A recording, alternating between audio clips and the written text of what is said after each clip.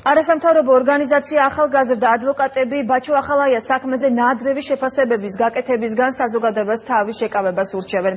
ადვოკატები აცხადებენ, რომ სამ ეპიზოდთან დაკავშირებით თავდაცვის ყოფილი მინისტრის გამართლება არ ნიშნავს საბოლოო ვერდიქტს.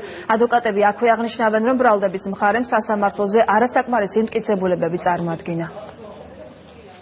სასამართლოს გადაწყვეტილება შეიძლება ჩავთვალოთ ვარაუდის თავისუფლებად და ეს იმ ეტაპამდე და დრომდე შეიძლება იყოს თქვათ მოკამედი ვარაუდის თავისუფლება, ვიდრე არ გამოქვეყნდება ვერდიქტი, განჩინება და საზოგადოებას არ ეცოდინება თუ რა გადაწყვეტილებასთან გვაქვს საქმე.